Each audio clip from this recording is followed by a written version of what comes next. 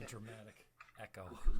CD, what's up, bro? Thanks for making the time, man. It's great. It was great hanging out last week, man. It was good to see you. Hanging. Good to be back in Niagara Falls and see some familiar folks and some family. Yeah, did you get around to see some peeps? Yeah, absolutely. Got to attend some good jams. Oh, good. Huge blessing that way, yeah. So I guess we should start out just for the people that are listening to us and haven't seen you in a while, didn't get the chance to maybe connect with you when you came home. Give us an idea where you're at, what you're doing, and what that kind of looks like.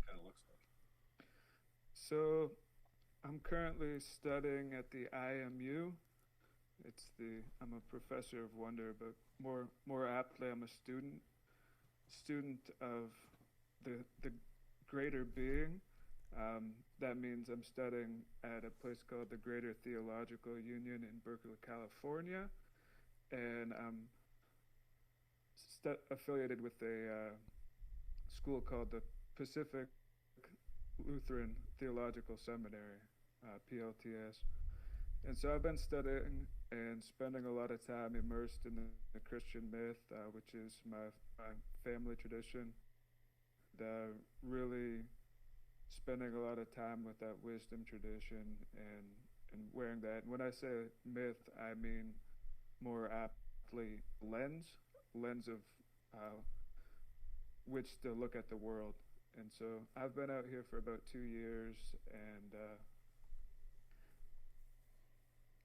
hoping, God willing, that I can tie it in and you to work with community and creativity and co-creating in what the common metaphor is, the kingdom of heaven, co-creating the kingdom of heaven in this place. So cool, man. Working on that.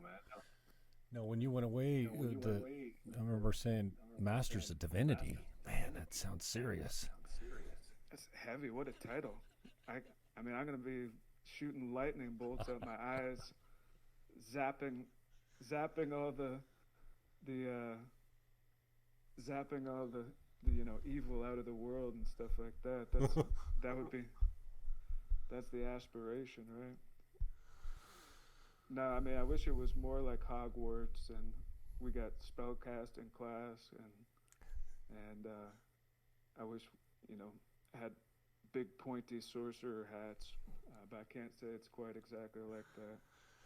So you were talking about a little bit about the logistics and the practical application about flipping your shifts back and forth and going out all night, and walking the streets, and just the way you put it, I think, was just seeing how you could be there for people. Just discuss that a little bit further. That's right. So something I did this winter was walking in the middle of the night in San Francisco and being there on the streets and being there as a loving presence for anybody who's in a perturbed state, and just somebody who wants to have a conversation. So that meant a very unique perspective on San Francisco, seeing the whole city in the middle of the night, seeing what kind of nightlife there is, the people who are staying on the streets, people who are openly using and encountering people in like a very purposeful and meaningful way. So I had some profound encounters with that. I guess I'm not exactly privy to share the details about what happened in those encounters, other than to say that it changed me as well. It opened my eyes to people, and I broke bread with people on street corners, and also just had conversations about spirituality with people. Like you walk in the Haight-Ashbury, and you get right onto a cosmic level, and then you walk in the Tenderloin, and you get some sometimes heavy vibes, some just being there with people while they're grieving, And so that was a big part of my year last year. But I was doing that at the same time as doing a full-time graduate education, um, which meant I was staying up until 4 in the morning and then waking up for class. Mm. So what did that look like, without being specific, as about your interactions with the people on the street? Can you repeat that, Jim? What's it look like? I mean, without sharing your intimate details with the people that you met there, what's the overall, I mean, who are you talking to? What type of people are you meeting? What are you seeing out there? Okay, well, yeah, it depends which neighborhood that you're spending time in. So, where I was commonly working out of was close to the Tenderloin, and the history of the Tenderloin is that it was basically built as a sailor's den. So if you ever had a university experience, it's basically like dorm life in a city. It's one of the densest neighborhoods, and people don't have kitchens or living rooms, so their kitchens are the restaurants and bars, and their living rooms are outside. And so there's a lot of people on the street. It's basically known as a wide open zone, and it's been that way since it was built in the early 1900s. And so you run into a lot of people openly using drugs, and it's got a reputation as that. It gets the name Tenderloin because the idea is that cops were bribed with tenderloin steaks. So that's where it gets the name. So there's an idea that the cops will look the other way. And so we were just there to be present if anybody's having a bad trip and they need somebody to talk to. And there would be people high all over, and that's kind of that neighborhood's character. Mm-hmm. Any sense as what's missing in some of these people that you're talking to? Pardon, go ahead. Any theme about what's missing with the people that you're interacting with that leads them to such a place? Yeah. I don't think there's any one theme. I mean, like I say, the area, it developed from young working people who just had a lot of money and time, and as a way to meet people. And it's become a safe haven for people who've been marginalized. So I met a lot of people who had different stories, people coming from all walks of life. There were people who had lost their jobs and were facing a amount of despair. There were people who they needed somewhere to go, and this is a place that they can go and be safe. That's part of the history, is that the LGBT movement in San Francisco was a safe haven for a long time in the Tenderloin there. Mm-hmm. Mm-hmm. And it was just basically a place they could be safe.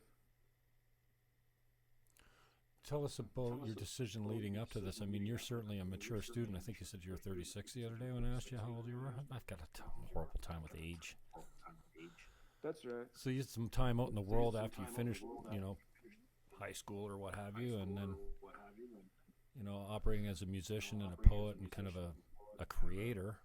I don't think you were, odd jobs here and there, but, then you decided Berkeley's where I'm going, so.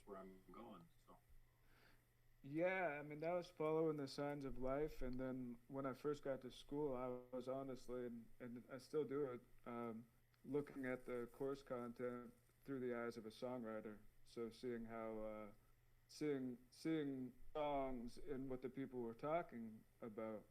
And some of my professors are preachers, and they speak rather eloquently. So I would be like, there'd be songs dropping out of what they were saying. And then the whole Christian history, the Bible, there's a lot of poetry, there's a lot of very interesting stories. So I initially had been a applying that sort of lens in my classwork, which was blending where I was coming from, as a songwriter, as a creator, and then coming into the student environment and being in a lot of lecture hall situations. So I guess I haven't been in that habit as much of late, but I'm trying to get back into it. And what's the end game look like for you after school? So I'd like to get back to Niagara. I'd like to keep continuing working with music. I find music to be a sacred art, and it's a sacred way of building community. And I've just had a lot of experiences that have pointed me in that direction. And so I'm hoping that I can find a way to work with the institution here and just get back to basically doing community work through music with, the jam in perpetuity, the you are me, the I am you, and the we are one, and try to make the world a better place. You are me, I am you. Good eye too. I've got that. You gave me the badge. Thank you. I'm not worthy, but I appreciate it.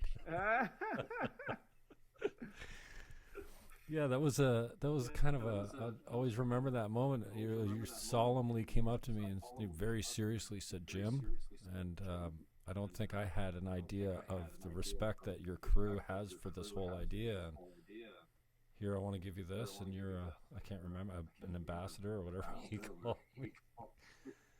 And I was flattered and humbled at the same time, and I just want to acknowledge you, man. You've been such a great leader, especially for me and so many other musicians that you've collaborated with. I know, geez, so many of us are so grateful. I mean, Scotty, we're talking about the impact of Jay Foran dropping the disc, Aaron Berger's disc, Color and Light, on me at the station and saying, Aaron wants you to have this. I'm like, Aaron, who? And then I put it in my car, and I couldn't stop listening to it for months and months and months. And then to get him on the show, he came out a little flat first song. I don't think he was warmed up. I've heard him come out flat a couple times. What a talent, though, and such a deep character and passion and a soul. And I was just I'm still touched. I miss Aaron so much. I know his life's changed quite a bit since the child and getting married and all that kind of stuff, as most people do. But I just want to acknowledge you for that. I remember the first time I brought Scotty over to the jam, and he was scared to get behind the keyboards. And James told me, sit back down, the song's not over. Finished, because I was kind of tinkling away on the keyboards. Finally got Scotty to jam for his first time out in public. He's just never played in front of anybody but his wife and me and a couple friends. And I think he got an offer to play a wedding there not too long ago. He turned it down because he didn't want to be responsible for being a paid musician. He didn't think he had hit that level yet. But he's writing music now, as you know. So I'm grateful for you, man, and I was glad to be able to sit down with you I know you're only home for a few days, so I was glad to get out to Scotty's with you and hang out, and so thank you for your gift. I know we joke and we don't joke when we say, poet, certainly a poet and a musician, and I know we've tossed around that. Well, because you had the similar glasses, the John Lennon of Niagara. I know that you probably hate that, but I know you're a huge Beatles fan, and just so cool. Sitting at the fire at Scotty's the other night. What feline? What is it? Kind of feline? Pretty little feline, yeah. And when you're done, I'm like, yeah, who's that? Like like Three Doors Down. Like, whose song is that? It's actually, that's one of my songs, Roadways cover. I'm like, Roadwaves. I couldn't place it. So a huge impact. I know we don't get acknowledged much for that, but I just want to take the time, before I forget, to say thank you for that, because it's been such a gift.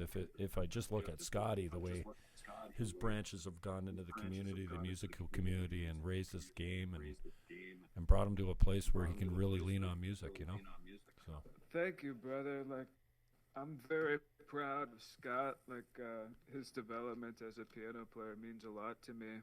And when we were in Niagara, we had like it was almost, it reminded me of a New Orleans street scene. There was a piano on the street, and we had just got beers, and we were walking down the street with him, and we stopped, and sure enough, Scott sits down, and he's just, like so in it, and Yeah.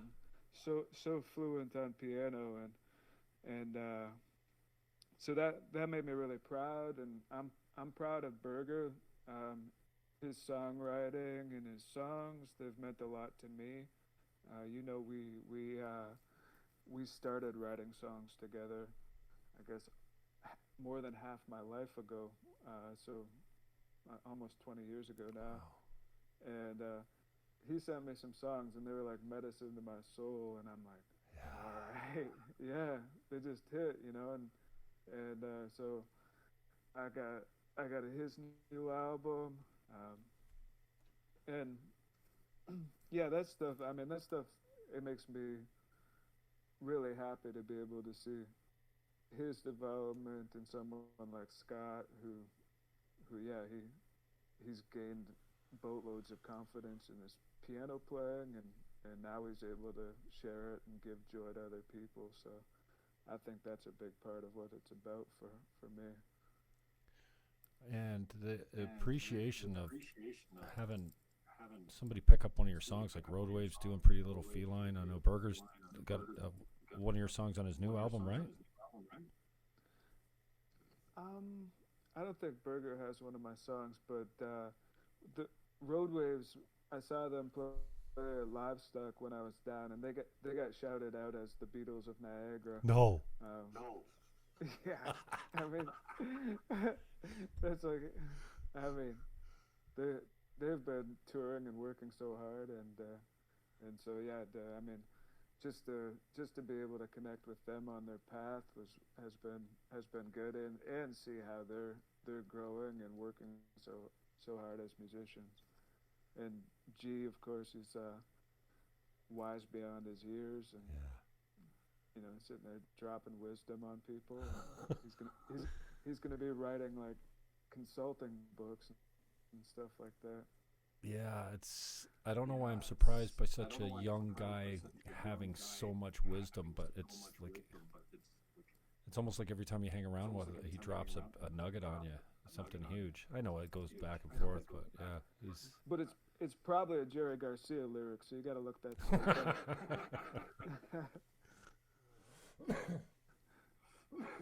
And that's been. I had a great encounter in Haight-Ashbury looking at a Jerry Garcia mural and just riffing with a woman sitting on the street, and we were just having a hoot, just fucking nonsense poetry on the street there. So, I mean, that's a big part of the San Francisco mythology is that Haight-Ashbury period, the love movement, and Jerry Garcia wanting everybody to enact sainthood, to be saintly towards one another, and that's been a big inspiration for the tone of the Perpetual Peace Project, and trying to walk in those shoes and after those shoes, and seeing that tied into the Christian myth as well. Like, a lot of people might not think of it, but I've been introducing some people in the Christian tradition to the Grateful Dead as a band that walks in the Christian tradition. Like, they cover hymns, they write about the mythology. A lot of the characters are drawn, and then the way that they attempt to conduct. Like, I don't know. I think what's a good example? Do they have a song, Samson and Delilah? Mm-hmm. So What's expand on the Haight-Ashbury thing? Haight-Ashbury, so that's a neighborhood in San Francisco. That's where the Dead lived. Oh.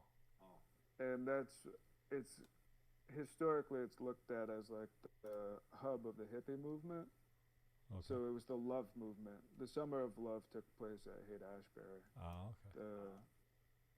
It's near a big park, kind of like the Central Park of San Francisco. Okay. And I mean, I imagine people were dosing and using lots of entheogens at the time, and there's this. Garcia has this great line of basically what they're trying to do is attempting to be saintly towards one another. So working to aspiring towards that, working towards that, and that being part of the vibe. Got it. Now, Does that make sense? yeah, no, totally. I wasn't aware of I thought it was a neighborhood, but I didn't know the significance, and especially how it relates to the Yeah, dead. yeah, and ironically, it's called Hate, the street. Oh, okay. It's where the love movement was in Hate. Now, the one I've been listening to of yours is "Love in the Wasteland," and I don't know how many songs on that album, but it's an epic classic as far as I'm concerned. Just really strong in the storytelling. I'm just over halfway through Home Economics, right? I sat down. Economics, yeah. I sat down at church today. I usually just play basketball in the corner with one of the girls or boys or both. And I don't like being locked into one activity for too long. You know, my mind goes all over the place. And so one of the kids got tired of playing basketball with me. Well, he got tired of winning, basically. I go over, and there's a couple of girls sitting down with a bunch of young 2 and 3-year-old girls. I'm like, hey, what's this? Home economics. They would never let me take it as a kid. I always wanted to take it. But I only got about 3 songs in before I go, geez, this sounds like a pretty activist song. And Which one? Some Sensible Woman. Or Women.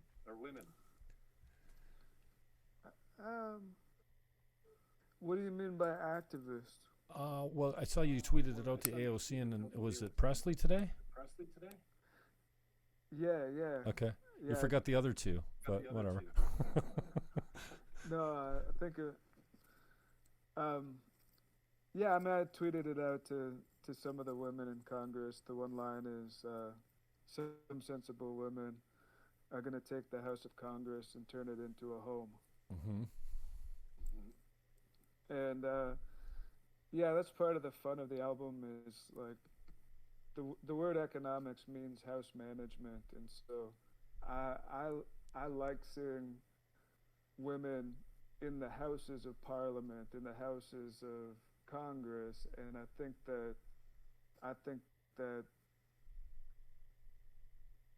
that women will do a really good job of taking care of the house and turning it into a home, which is part of the irony of the song. You know, it's like I'm a white male telling a woman that her place is in the home, but saying that the home is the earth and the home is society, and so broadening that notion of what a home is, of where a home is. A home doesn't just take place behind 4 walls. It does as well, but it also, that being kind of the riff on the song is saying, all right, let's make our culture more home-like, because homes are awesome. Yeah. Homes are fucking awesome. I love being home. I love being in a good home. Yeah. And I was fortunate to have a good mother, and she's a good homekeeper, and I lived in a good home, and so that's part of it. I mean, not saying that it's only a woman's responsibility to make a home, but saying that perhaps that's part of the leadership, or where it can be coming from.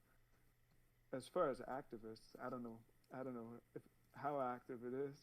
I mean, I was singing a song and I recorded it. True enough. That's kind of active.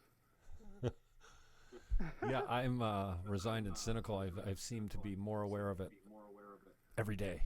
Just, you know, I used to be so hopeful and idealistic and thinking I could actually do something.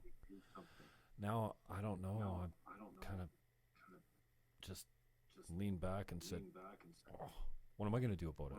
We got majority governments. We have no opposition. They just do whatever they do, and they just take turns doing whatever they do to us. You know, Republican, Democrat, NDP, Liberal, PC. They seem like they're all the same. So I find myself listening to track 3, Some Sensible Women, and I pretty much get where you're going with it. I can hear clearly the lyrics and the theme and everything, and I'm sitting there going, humans are corrupt. Doesn't matter what sex they are. It doesn't matter. They're always going to be corrupt, and you're never going to rid it out. You're never going to rid addictions. You're never going to get rid of poverty. You're never going to get rid of crime. Like, I mean, I'm not saying that to be nihilistic and do nothing about it, but we've had poverty and everything all through civilization. You know, the idea that we could get rid of it, we can lessen the impact and we can make it better for people, but we're always going to have mental illness. We're always going to have some rate of hopelessness, of unemployment, of drug addiction, blah, blah, blah. I mean, I was listening to the song and going, oh, come on. He thinks that AOC and the squad's going to fix everything. If they had the power, they'd be just as corrupt as the men before them. Just tell me I'm a cynic. You should listen to this song that I have called Hey Cynic, because it's written for you, Jim. And it's written for the cynic that's within me as well. Okay. And like, from a musical standpoint, there's that tone of cynicism I just don't want playing on my stereo. It's just like, I'm talking about the cynicism that's in my own mind. That when I'm in a vile state, and that's part of the line, it says, a tone that's so caustic. And it's just like, I don't want that on my stereo. I don't go and tune into that on Spotify or whatever. So it's the same with my mental capacity. And I hear what you're saying to a certain extent, is that there's long-standing cultural patterns of people being poor, or even people in power exploiting people who don't have power. And those are long-standing things. And yet, I believe that things can get better, and things can fluctuate from period to period, where, you know, it might be good for people at one point, and then they might be fucked the next moment, and things like that. So I hear what you're saying, is that you know, things have been this way. I guess I believe that, one, things can get better, and that doesn't make for good poetry, that things have been this way, let's just fuck it all, and where's the poetry in that?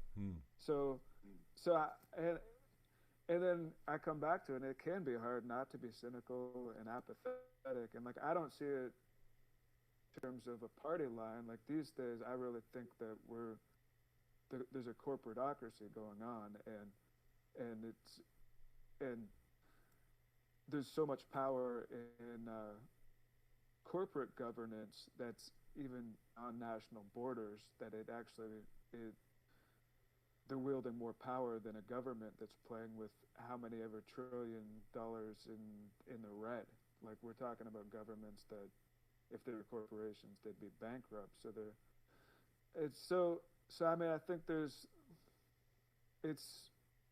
we've almost evolved out of the nation state, oddly, in a time that, like, a lot of people are saying that we're in a hyper-nationalistic state, you know, across the world, like, where there's almost a rise of that. So I guess to come back to your initial point about being about, oh, this is an idealistic thing. Well, it's also an untraversed thing in at least the Judeo-Christian Western culture, is that women haven't been in the roles of governance. They haven't been in the House of Congress until recently. These are historic things that we're talking about. This isn't business as usual, because it just hasn't happened. And there are some cultures that have been matriarchal, and so it's not across the board, though. What's that? There's still cultures all around the world that are a lot more what's the word? That have a patriarchy in their built into their culture way more than North America does. I mean, they're all over the world, and I didn't mean to say that it can't get better. I mean, we have done so much to lift people, the poorest people all around the globe, out of poverty. I think I mentioned the other day that the UN had set a rate of cutting poverty in half by 2017 or something like that, and they beat it by 2 years. And so this is capitalism lifting people out. And I just want to your point. I know I kind of fall in line with the idea that women are just drawn to different things. They're not drawn to STEM. They're not drawn to outdoor heavy lifting jobs. They're not drawn and I don't think for the most part. I'm not saying all across the board. Obviously, you have your outliers, but politics is such a blood sport, and it's been a man's game for a long time, just like hand-to-hand combat is. I'm not saying that they shouldn't compete or shouldn't go there, but I wonder if, especially women after their 30s, if they're single and they want to have a family, like they're out of the workforce. They're out of, Well, I mean, I'm just going to come back to the root of the word politics. Like the word politics means the city. Polis is the city. So like women have always been involved in the life of the city.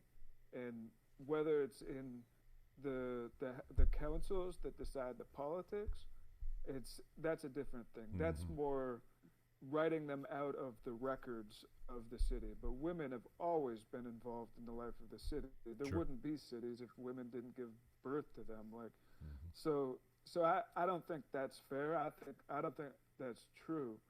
I think the shape of politics changes, and saying that politics is a blood sport, well, yeah, in a way, yeah, because the military has been historically a part of the political field. So, but as far as the aim of the sport, what is the aim of politics? What's the goal? Like I think people should ask that question. Like, what are we trying to do as civil servants? What is the goal? If I'm answering that question, I say it's trying to make things better, trying to make a better city, or a better city. If we're using the root of polis, but city-state, a better union. That's the Obama line, right? Trying to make a better civic union. That's trying to make it so that the people that you're responsible for are having a better quality of life. And I think that's not a blood sport, unless you're being metaphorical and saying that life is fueled by blood, because it's our fucking life energy. Oh, I got it, yeah. Our fuel. Yeah. So yeah, I guess I don't see it as this is the game. I don't think the game should be about taking out anybody. I think it should be trying to make people better. What's your answer to what's politics for? What's the game? What's the aim of the game?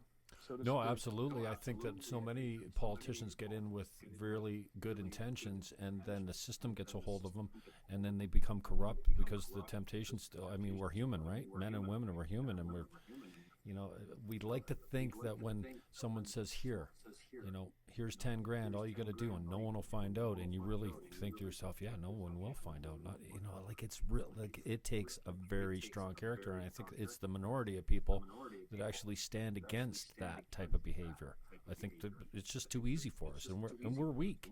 I mean, we can't look at us. We're addicted to everything, and so it doesn't. To me, corruption is just a human trait, and there's very few politicians that can stand against it. So, I guess what can we do about $10,000 being handed off to a politician? Like, what can we, as citizens, do about $10,000 being handed off to a thing? I wish I knew how to bring more accountability to the system, but.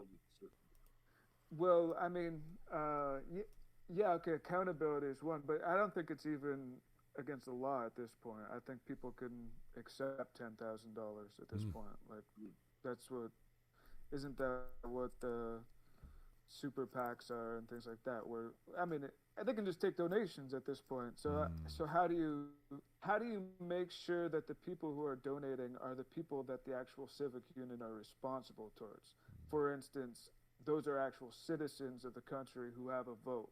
Because I do think that that's fair. It's like, well, I support your platform, so I'm going to donate to you. I'm not a big believer in corporate donations. I think that's an easy, that's a problem that has an easy solution where you just, and it's through regulation, which that's what the government can do. I mean, you, your ability to drive a car is regulated by having a license and shit like that. So how do, like with that, I hear you, and I think it's true. What's the truism? Is the where there's power, there's corruption, or Yeah. so power or absolute power corrupts absolutely, Yeah. and I think power is it's a strong drug, and it gets people's endorphins acting in ways they don't even know how it's working, but they love it, and they get affected by it. And I think men are a lot more susceptible of it. And, that's always been my pitch for, more women in politics is, don't you think we'd have a more compassionate, more understanding society with laws that are more nurturing if we had more people, more women making the decisions? I mean, you can't force them into it. And it's a tough gig, man. Politics is, I know it firsthand. I'm running so many elections and never been elected, but I know what it's like putting yourself out there every election. And it's lonely. It's I don't want to compare it to war, but it's a battle. And you know what it's like today, these days, if you disagree with someone, you're just a Nazi or a homophobic bigot, or, they just point the finger. Oh, Trump supporter? Oh, you're a racist. Like, we don't want to talk anymore. And that's kind of, I've swung way right as far as my politics goes, as you've seen by my Twitter feed and whatever. I'm so passionate. I'm so pissed off when I look at the corruption and the graft and it's at every level of politics. You see in everyone's nieces and nephews and daughters getting contracts and jobs, like municipally, regionally, provincially, federally. It's like it's I don't know how you prevent that kind of thing. And I'm with you, man. I get into, I didn't run as a Green Party candidate because I thought I was going to get elected and change everything. I thought, maybe I can make just a small difference by saying, you know what, the way we elect the politicians is kind of broken in Canada. You're going to have a majority government with 37% of the popular vote. That's not cool. So I think we all start out with good intentions, and then I don't know what happens. We're human, and I think, again, men are more susceptible to, hey, take this, and more Rooney. He was taking cash from Schreiber or whatever his name was. He wasn't even a citizen of the country. Like, literally brown envelopes. And it was just like, oh, well, that's just the way we do things in Canada. What? Brown envelopes stuffed with cash being handed to the Prime Minister of Canada while he's leading? Oh, it was just unbelievable to me. I haven't heard anything about that. I'm in the States, so I don't get as much. Well, this is, in the 90s, and it came out afterwards. Karl Hein Schreiber or whatever his name was. I think they deported the guy, but yeah, it came out that he was getting envelopes full of cash for lobbying his German businesses. Anyway, I don't want to get too far down that road. Right, but I guess to come back to just males in politics, and as somebody who grew up in a lot of sport, like I'm somebody who loves games. I love to play sports, and I want to win games. So I feel like a lot of men have grown up in that environment where they're just trying to do what is going to win the game. I mean, and then it becomes natural, even if it's a little bit outside the rules, like the whole performance-enhancing drug era. It's just like, I could see that developing on the basketball court. You see one guy and he takes like a little swig of substance, and then he's way more focused, and he starts hitting threes, and you say, well, I want to do that, and then you see the next guy, and then he's doing something a little bit, it's just a little bit edgier, and then he's playing even better, and then this guy's, hey, come into here because I got something that's gonna make you hit home runs, and then it just kind of, I can see that progression, and it is part of that, just wanting to win the game at all costs, and being like, well, if I did that thing and it's kind of in the rules, but then this thing's kind of outside the rules, but I think it's gonna help us win even more. Yeah. So I mean, I can see how that develops in politics, and it seems like it's losing track of the big picture. That the whole, what are we even doing this for? And I think people should be asking themselves more that, like, why are we doing this? Why are we, just the whole why? It's a very simple question, but like, what are we aiming for? And because even this whole people are really creative, and if we have a direction of aim, they'll create in that way. And so I think we touched on this, and as somebody who's American and has family roots, I think that the Green New Deal is the right idea. I think it has the right poetic resonance for the nation. The New Deal is looked at as something that's historically immensely successful, and it was done help people who were put out by massive economic downturn, and so to just have that, and I'm going to put it like this, a poetic lens to step into, I think it can ignite people's creativity in the right direction. I think it's just the right idea, regardless of who's talking about it. It's also talking about just being more efficient with the technology that we use. I think it's a no-brainer. It's just you're aiming to make the systems that we run on, like cars and things like that, as efficient as possible, so that there's not a whole bunch of shit in your living room. Like, that's why I'm writing in the home economics paradigm, because it's like, if you live with a roommate and they leave you a bunch of dirty dishes, you're gonna be pissed off. And if you live with somebody who starts hacking at the foundations of your house to build a better patio, you're gonna be pissed off. You're gonna be like, why are you taking down the main pillar of the house to build a better patio? So I'm laughing because I did get to the Dishes song on the album. I'm glad you threw that reference in there. So I'm thinking about you at the lighthouse. I'm going, is this possibly about the guys at the house? It never stops, and then it's the laundry, and then And to be fair, like, that song was a long time in the works, and nothing against the people I lived at the lighthouse. That it did come up, but I think that the dishes in any roommate situation is like, it's especially if you try to be fair and equitable. It's like, it can be an indicator. If the dishes are dirty, you're fucking pissed off, and like, that might be the last time you talk to your roommate. Well, you can always take it. I've been, where everyone just cleans their dish. Wipe the fridge. Right. Don't clean the stove. Right. Don't clean the toilet. Just run your dish under the wall. What a way. And so, I'm glad you threw that reference in there, bro. I didn't know about this, but talking about upgrading and how you can't afford not to upgrade. I was looking at this Neuralink that's around the corner. Elon Musk is looking at putting a chip in our brain so that we can be linked to artificial intelligence, so that once we start getting the chip, you're not going to be able to be employed without one. Like, I just think this is wow, are we really talking about doing this?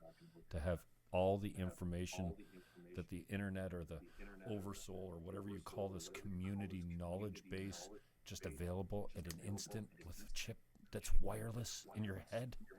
I can't even imagine. I think you're right that like people won't be employed, like this, it'll be a mandated thing to be employed, but you're only right if profit keeps getting overvalued or valued over human rights.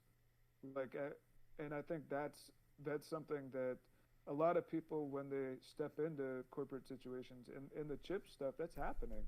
Like, there's employees that are putting chips in their arm. Like, it's not the mind book like you're talking about, but they're putting chips in their arms, and that's like their punch card. Like, that's how the employer knows that they're on site. So that's already happening. And I think a lot of people are sacrificing their human rights in order to step into a corporate environment.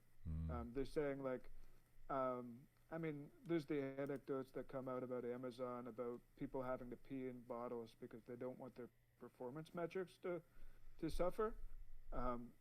Okay, so there was a journalist who went undercover and worked at a factory or a warehouse with Amazon. And found that people were peeing in bottles to not have to take breaks. You know, they're working in huge warehouses, so in order for them to go pee, they're going to have to go like 500 yards to the washroom.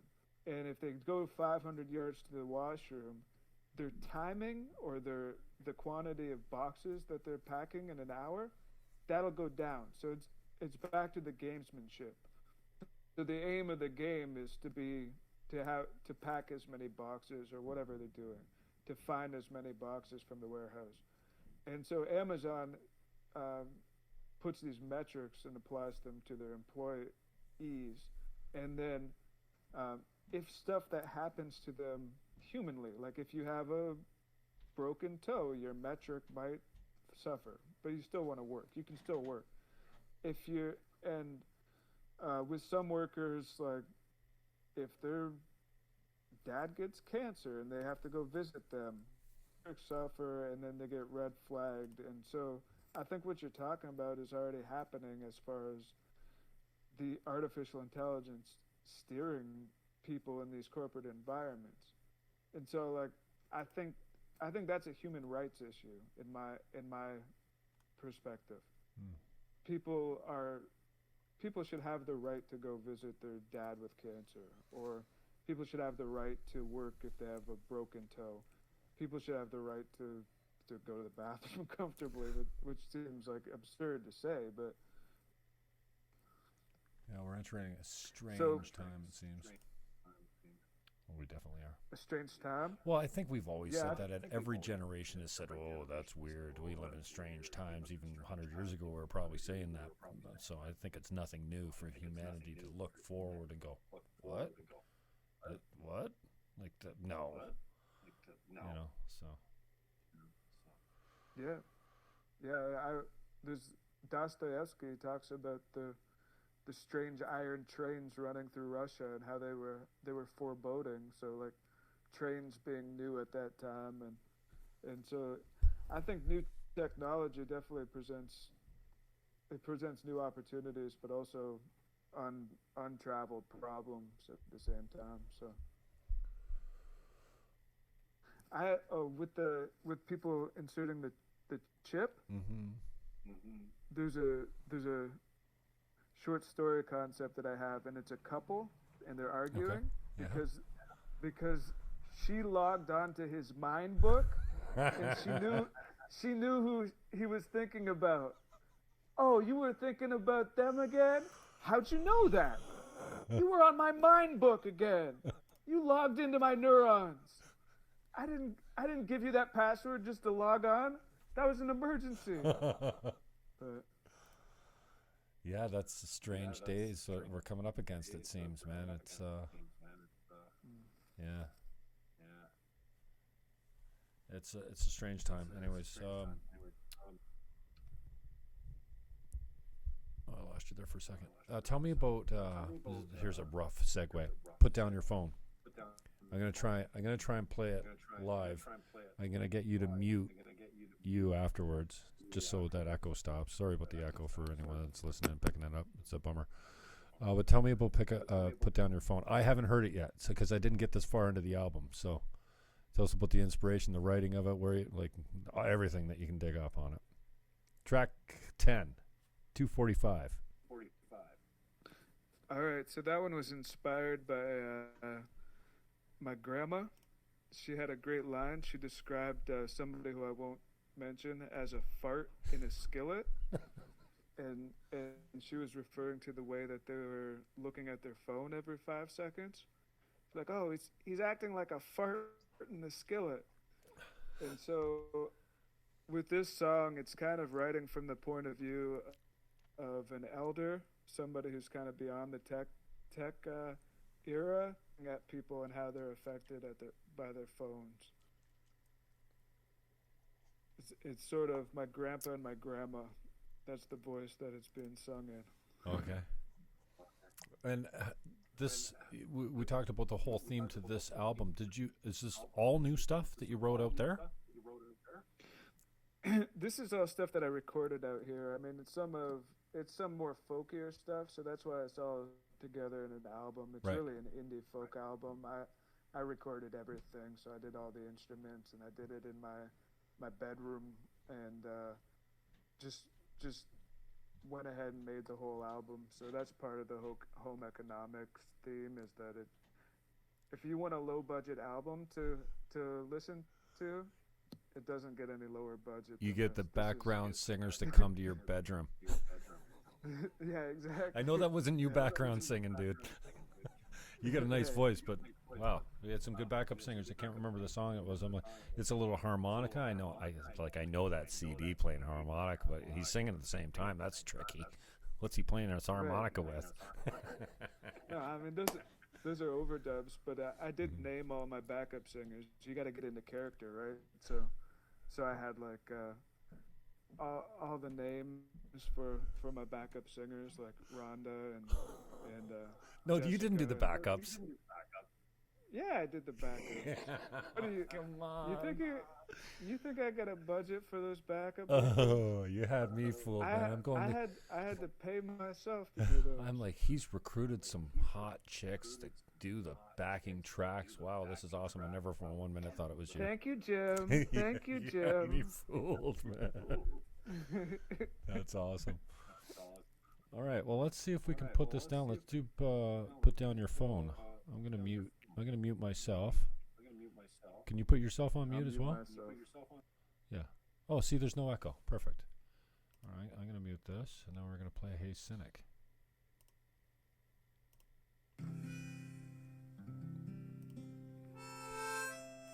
Can you hear it now, CD? Can you hear it? Yeah? Okay, good. Yeah, there's no backup, so that's good.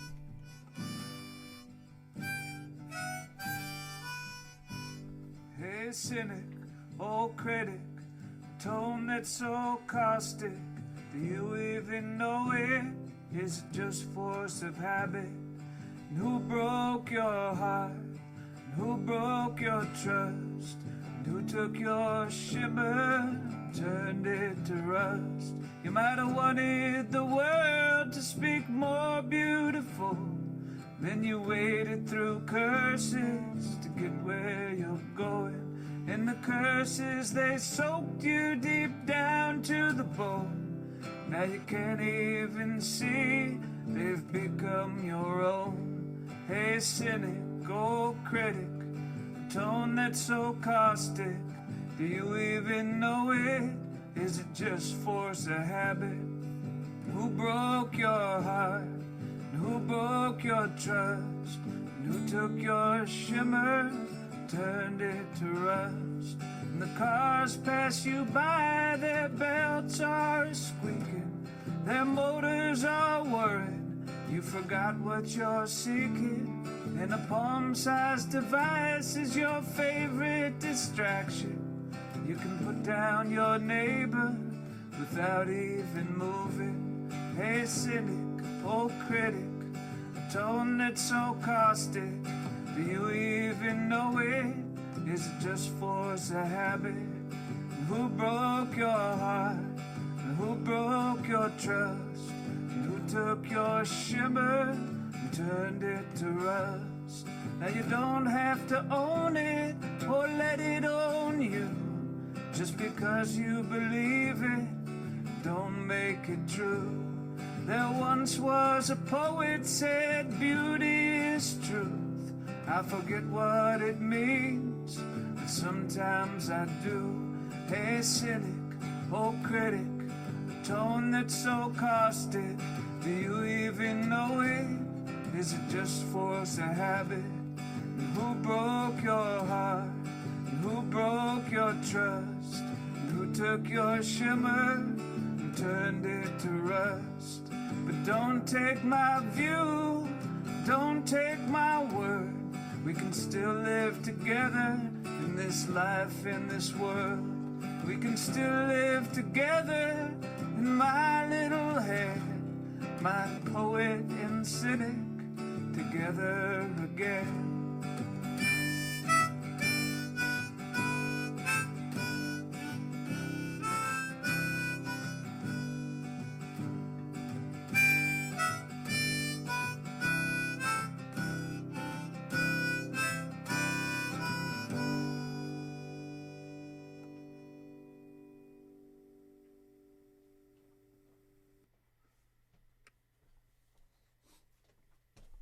Obviously, that was not put down your phone. That was Hey Cynic. Yeah, so tell.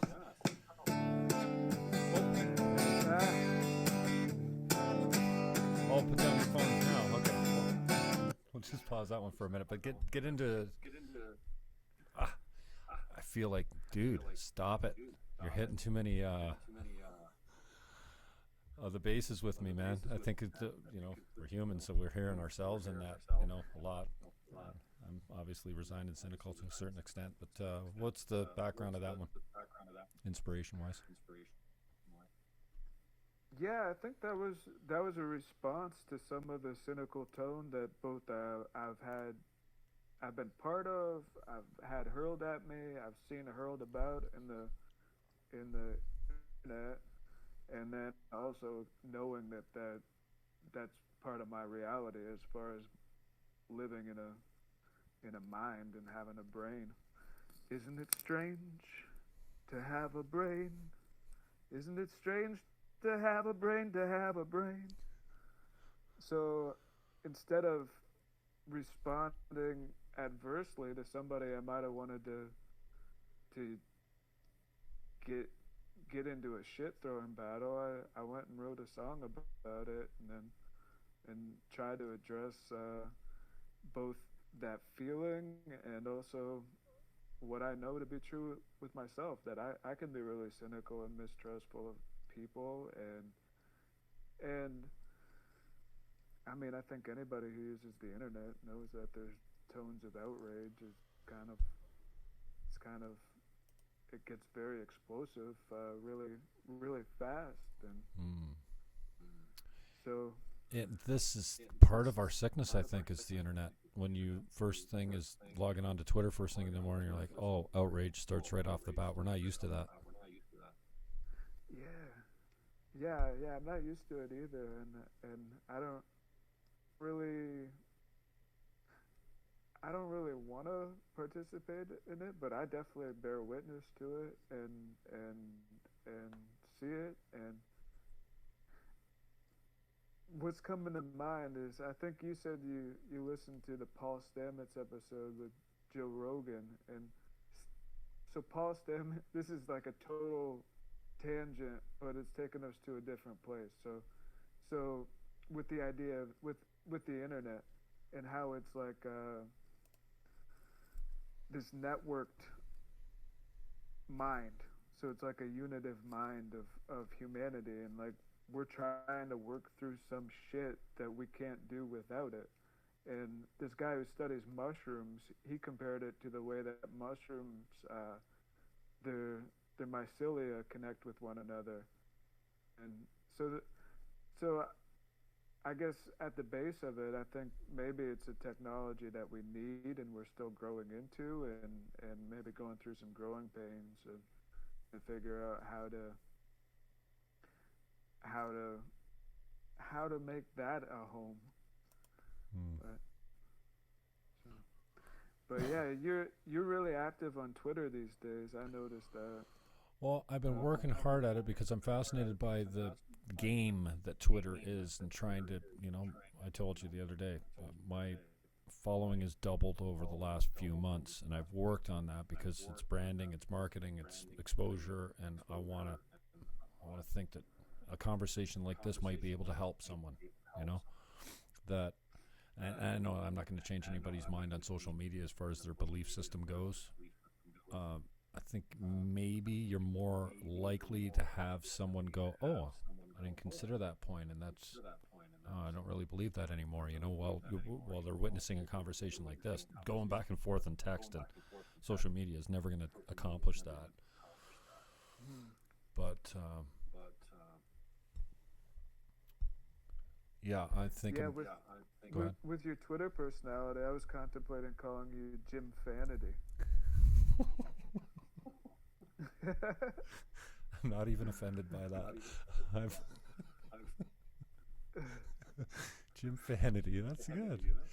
I've come around on my, first of all, most of my information I get is from social media. My news is from social media almost exclusively. My commentary is from Rogan's and Tim Pool's and Ben Shapiro's and Steven Crowder's for comedy. Gavin McInnes is for comedy. Wow, one of the funniest guys on the planet. I really appreciate Dave Chappelle coming out with the most outrageous, offensive comedy that I've seen in a long time, and it's almost like he's saying F you to the whole world. You're not going to say that I can't make fun of Michael Jackson being a pedophile. I still want to believe that he wasn't. And he is that a new special, or yeah, is this it's brand new. Released a couple years back? No, this no, is the new? it's brand new. Okay. Netflix. It's called Sticks and Stones, and it's Oh. about the cancer culture, the cancel culture, where you get a new gig like Kevin Hart did. His dream was to, and I think this is a bit in Chappelle's comedy special. It was his dream to host the Oscars. And Chappelle goes, "What do you mean, dude? You're black. Host the Oscars. What are you, crazy? It'll never happen." And so he reaches the pinnacle. It's his lifetime goal, and he gets there. And a tweet from 10 years, they dig up shit on him, and they're like, "Well, you need to apologize to these people, or we can't have you." And he says, "I quit." No, I'm not apologizing to anyone. And then he went on a 6-month apology tour to get his life back, because you can't say things 10 years ago that were okay, or that weren't offensive at least, measured to today's culture, where that you can't get away with that kind of stuff, and then they hold you responsible for something that you said that was fine 10 years ago that isn't acceptable now, and your life is ruined. And so yeah, the whole special is about the cancel culture, where who was it? Roseanne Barr. Come on, so much of this stuff is taken out of context, and she didn't know, and blah blah blah. And then, even Howard Stern's muted his free speech. He used to be the king of that kind of stuff, and now he's on an apology tour saying, "Well, yeah, whatever I did back then was wrong, and I'm sorry." Well, he's got a book to sell, but. One thing I've learned about is something called a culture of shame and a culture of guilt. And before social media, the U.S. and Canada, by virtue, were both very much culture of guilt. Like, that's when I was growing up, it was always you're innocent until proven guilty. Not anymore. Like that's the ethos of the culture of guilt. With the culture of shame, it's more you can be shamed, but the punishment isn't going to come in any legal capacity. It's going to come in the form of exactly what you're talking about. And I feel like with the social media, we're just learning about a culture of shame. Like, we don't know how to measure retribution. Like the culture of guilt, the legal system has a very like a long track record of, oh well, this person committed this crime, so what's the punishment? Culture of shame, we don't have any standards at this point, so it's just like we don't know what the punishment should be for like a mistaken tweet 10 years ago. And I hear what you're saying, that it shouldn't be like I lose my career over something that I might have said at 4 in the morning and in a different context, and you don't even know what it means, but because it's part of this permanent record, now I lose my livelihood, and maybe it affects my family. Do I think that it should be, I think that, I don't know, it's also an ancient thing, the culture of shame. Like that's how the Judaic people, or this is what I've learned, is that was a strong I guess social control is what it is. It's a social control. It's like a way of determining how people behave and what's allowed and what's not. And I hear what you're saying, that some of this stuff can be just like punishment doesn't meet the crime. And I use both of those metaphorically more than because we're talking a lot of cases of things that aren't actual crimes. So I think that's a new development with social media, is that it's more of a shame culture than a guilt one. What other songs do you find interesting here? I know you mentioned Put Down Your Phone, Karmic Disaster, Smiley Face Mug. Which one do you want to take on for next? Well, we were on the Put Your Phone Down, but Smiley Face Mug, that one's it's kind of about having the smile knocked off your face. But violently? Not with a punch, but with the slow trudge of time. Anything else more you want to add to it? No, Put Your Phone Down's good, but it's not a good one to play on the internet because it's a mind fuck. It's telling you to put your phone down, but you're watching it on your phone. So what are you going to do? Are you going to listen to the song, or are you going to put your phone down?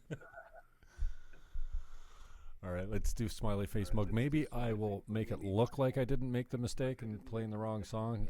With the edit, I can maybe slice it in there. I don't know if I've learned how to do that yet, but Smiley Face Mug, let's do that one. If you could just get you to mute one more time, and we'll put it on. It's 2:36, so it's not that long.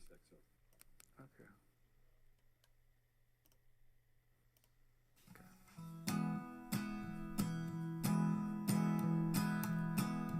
I once had a smiley-faced mug. It was yellow and held 2 cups, with a simple smile across the side, just 2 dots and a curved line. And I remember drinking coffee in the mornings in my old apartment with south-facing windows, sun shining brightly on my piano. I don't even want to wonder where the time goes, but I do wonder where that mug went. If it got broken or stolen or left, or given away, lost in a move, sacrificed to my old love. I once had a smiley-faced mug. It was yellow and big as fuck, with a simple image across the side, just 2 dots and a curved line.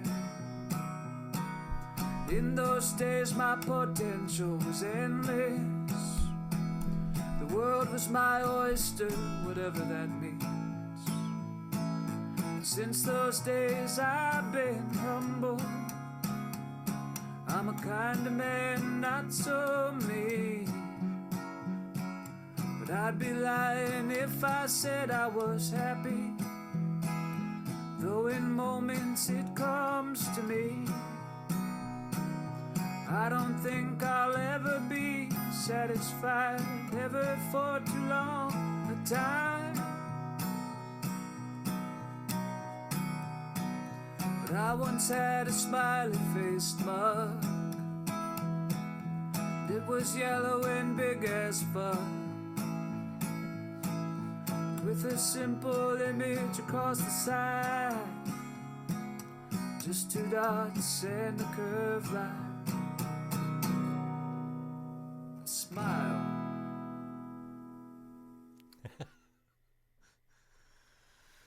Beautiful, man. Hang on a second. Just some sensible women's coming up next, dude. So cool. Oh, what's this? Oh, you're still on mute. There we go. This is a Quinn Oberlin original. Which is what? Quinn Oberlin. What's that? She's a St. Catherine's artist. Oh, okay. She made this. I think its name is Sunshine. Oh. Normally I would have this video, but I had a hard time recording with today, so we'll just have to go with the audio. But I appreciate that for my benefit, anyways. Well, but we're talking to Carl David, local Niagara musician, in studying at Berkeley for his Master's of Divinity. At church today, I told you earlier when we were offline that I look after the kids in preschool, the 2 and 3 year olds, and today I went up after the first service, and I went up into the production booth to catch some of the message, and Pastor Bill, who I saw came in at some point here. That was cool. Hey, Bill, if you're still watching. Great message today. He was talking, and the marquee out front said, "Celebrate good times. Come on," I think it was. It was Cool in the Gang song. So the Cool in the Gang song all the way through. And he was, and I just listened to, because I caught part of the message in the production booth, and then I came home because I wanted to get set up to get you on. But the message today was that God instructs you, commands you to party. Well, if you think of party the way I think of party, and I think we share the same type of party definition, but it was a pretty cool message, and I love the way he gets the message out, because he's more like almost like a Tony Robbins speaker. Like, he's talking about real life. You feel like he's talking to you because he knows you, and this message is specifically for you, and then you realize that a majority of the people listening to the message are thinking the same thing. Like, he's that good, and then he very gently brings it back to Scripture. It's not like the old school beat you over the head with the Bible, your guilt type of thing. And so it was a Can good. you say more about the message? I only listened to 3/4 of it just now, and it really hasn't sunk in that much. But he was talking about Leviticus, I think the 3rd book of the Bible, and he instructs the Jews to celebrate 7 times a year, and how that party is also like Jesus' first miracle was at a wedding, right? And he was there to keep the party going. Like, he turned the water to wine to make, because they ran out. That was his first miracle, and it was at a party. So if Jesus wasn't a buzzkill. He was actually the guy that said, "Hey, I'll go get another keg," you know. So yeah, that's what I remember from it. But so kind of, if we're to follow the life of Jesus, then that involves partying and celebrating. God commands you to party, celebrate. I think is what his message was. But I thought it was an interesting, because I was in the booth. I'm like, and even on the way out, I said to one of the guys on the way out, I'm like, God, I learned today that God has commanded me to party, and I'm going to do that right now. They all kind of looked at me like, dude, stop it. So I was feeling myself today, because I got all filled up with the kids downstairs, the 2 and 3 year olds. And I got some basketball in. I got some I hung with a 2-year-old that could barely walk that shared my mother's name, Claudia, and she was just the cutest thing. And there's this one boy that was sitting by himself, and I'm like, hey, Carter was pushing the buggy around all day. I can't remember his name. It'll come to me. And so I went over and I said, I brought the basketball over. I'm like, you want to play basketball? And he looked up and I said, come on. And he got out of his chair and he came over and then he started circulating the room. I don't know. He was just sitting by himself. So I'm like, oh, there's nothing that fills my heart up than just getting that kid out of the seat, because I remember kindergarten and I remember being awkward and I remember feeling all kinds of weird things, not very vividly, but yeah, it's just, so I came out of there today and I was just amped because I had, an hour and a half with the 2 and 3-year-olds. So I was in a good space to receive that message. And when I got up there, I'm like, yeah. Party. Let's do it. But, join the dance. Yeah, man. All right, brother. I don't want to keep you too much longer, but appreciate your time. I'm going to get this up later, hopefully with better sound. I'm going to have a little bit of an echo there, but I certainly I appreciate getting caught up with you, and hopefully other peeps that have... Yeah, thanks for having me on. It was a good conversation, Jim, and I mean, it's good to touch base with you and to have these conversations. Yeah, and you were one of my first guests before I even got the mics and stuff. I think we did a session down here, right? That was a few years back, yeah. Yeah, and Jihad, again, was one of my first guests as well. Yeah, so I'm glad to do this, and thanks for, I wanted to get you while you were in town because I'd love you sitting across from me and playing some music and whatnot, but we'll make it work with dubbing some tracks in here. So. Well, thanks for putting those tracks on, giving them some life. I like those songs. I like that collection of songs, and hopefully somebody hears that, and those songs can have a life of their own.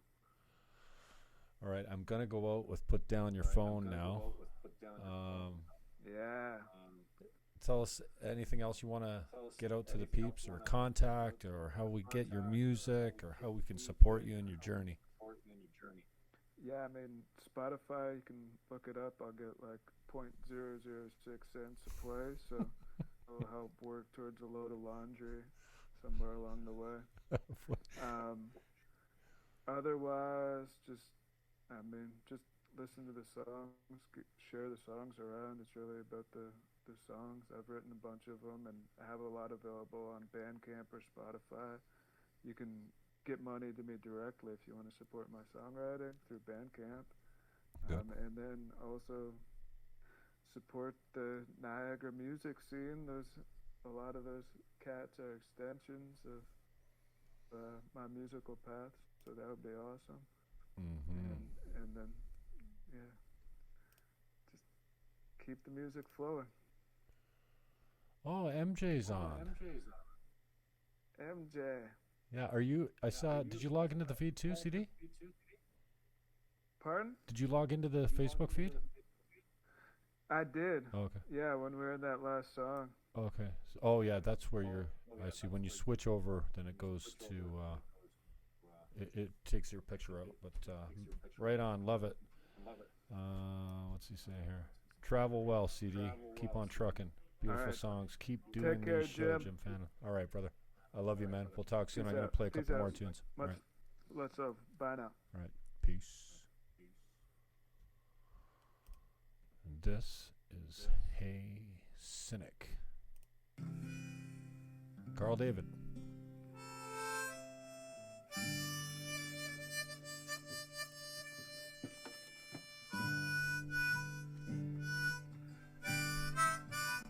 Hey Cynic, we already heard this.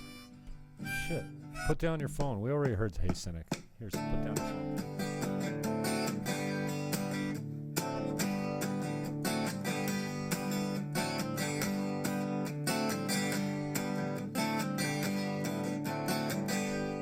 Get your phone down, I'm talking to you. Or even better, put it in the next room so we can have a conversation.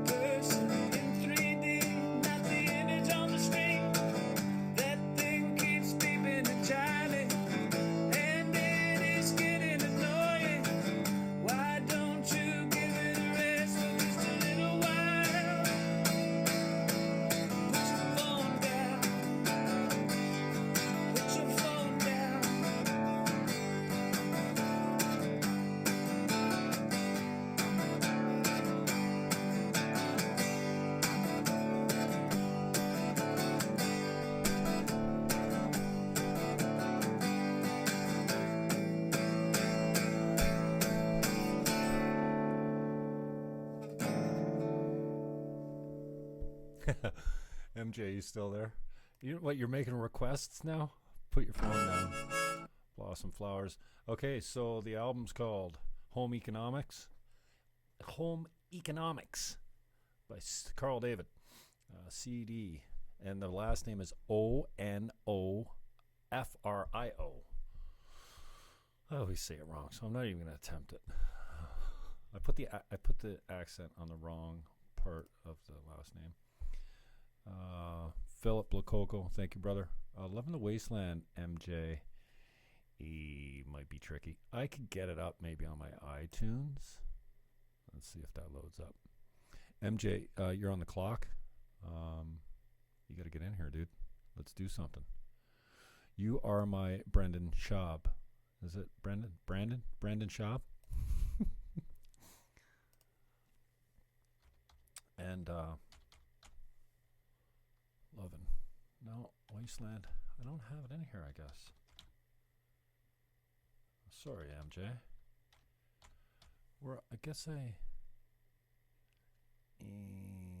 I don't have it in here, MJ, so I can't play that one. Listen to his new music, bro. You probably heard it already. Anyways, touch CD up on Spotify. This is the Bandcamp that I'm listening to. So it's cdonofrio.bandcamp.com /album/home-economics. But if you just search them, maybe I can play it from here because it's Scott. Look at all the albums the dude's got on here. Where's Love in the Wasteland? If you like CD, recommends, staggering work of Harp. Oh, that's Peter Haverkamp. Where's the rest of CDs? Oh, here we go. Love in the Wasteland. And dude, MJ, we were at the fire the other night. CD broke out. Pretty Little Feline. I couldn't place it. I thought it was like a song, like a popular song that's playing on the radio all the time. I didn't realize that it was a Roadwaves tune. Because CD was singing it acoustically. MJ, you're supposed to be there. We missed you, man. And I'm like, whose song was that? Well, actually, that was my song. Roadwaves covered it. I'm like, Roadwaves. Unbelievable. Love in the Wasteland. I got it up. MJ. Fool's Errand. Love Song of the Wasteland. Love in the Wasteland. Here we go. Let's do it.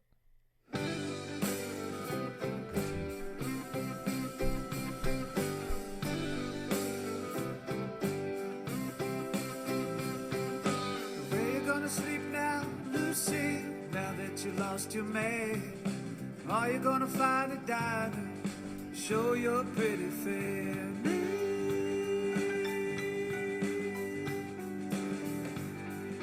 Never like to be alone, Lucy, when you were feeling high. Drove everybody crazy, made you feel so lonely. Someone's walking circles around the block, gonna make me dizzy. Showing me a boutique watch from the 1950s. Lucy's downstairs, she's loving the mailman, and I'm up here, I'm loving the wasteland. Ooh-wee, loving the wasteland. Ooh-wee, loving the wasteland.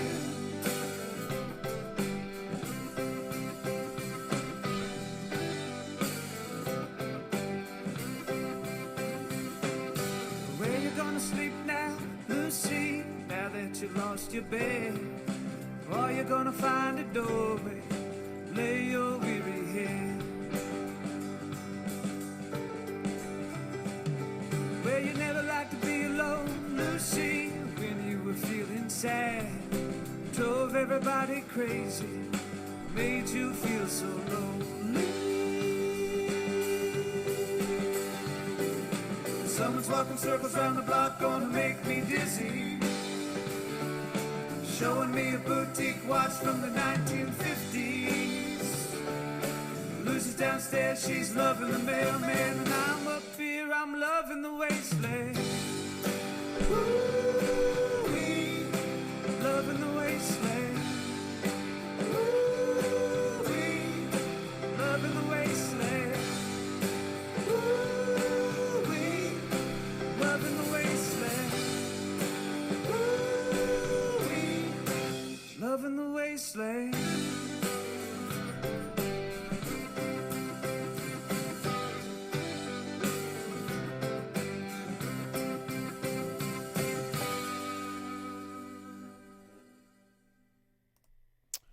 Thanks, MJ, for the request. That was Carl David, CD, local Niagara Falls artist who's out at Berkeley right now studying for his Master's of Divinity and doing the works all around California and his area of the world right now in the second year of a 4-year course, I think. And he's coming home every summer for a little bit, reconnect with some of the peeps, and got to hang out with him last week out at Scotty's place. It was really, really cool to get reconnected again. So thank you to CD for coming in and making time from Berkeley now that he's home and probably getting back in the mode of studying. Find him on Bandcamp, shoot him some dope, buy his album. You can buy The Wasteland for $7 digital. Loving the Wasteland is a great album, top to bottom, unbelievable. You know what? I used to think that this local music would sound local, and it doesn't, man. Like, these guys have it down, even just on a low budget, which a lot of them are, making it sound like it was recorded in a studio, and CD's no exception. A master lyricist, master lyricist, just gifted. Makes me not want to write anything when I listen to Carl David's work because he's just so talented. So anyways, thanks for the time. So we had a lag and an echo, and the cameras are far away over there, so you probably didn't get the greatest sound. This will go up later on the YouTube channel. It's youtube.com/Jim Fannon. And we'll still have an echo. I wanted to do the interview anyways. Skype doesn't give me an echo, but the Google Hangouts, for whatever reason, is giving me a little bit of a echo in the back. So my apologies for that. I'll try and bring a decent sound quality when we can, and if not, who cares? Better that we get an interview done, and who cares what it sounds like? So, youtube.com /Jim Fannon. Give us a sub. Hey, I think I've almost got 200 subs, which is great because less than a year ago I had 50. So, I'm trying to build the channel a little bit. We put some fun stuff up. A little, not too many monologues, mostly interviews and some clips that I find to be interesting. So, check it out and give us a sub. And if you are a local artist and you want to come on the show, talk about the music, play some right here, we'll make you sound as good as we can with the limited resources that we have here. I got a couple decent mics, and it is what it is. So if you are a local musician, you're in the Niagara area, and you want to come on and expose your music to me and my listeners and watchers, then hey, I'm more than happy to have you on. And who are we chasing? Matthew James Blake we're chasing. That should be my next guest. Matt, get in the car, come on down here and play some new music.